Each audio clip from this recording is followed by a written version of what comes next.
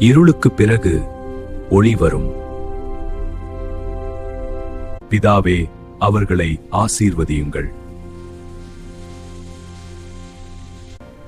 என்னால் அசாத்தியம் எதுவும் இல்லை. நீ தவறிப் போனாலும் நான் உன்னை தேடுவேன். நான் எப்போதும் உன்னுடன் இருக்கிறேன். என்னை பின்தொடர். நான் உன் வழியை காட்டுவேன். என் பிள்ளையே, நான் உன்னை அழைக்கிறேன்.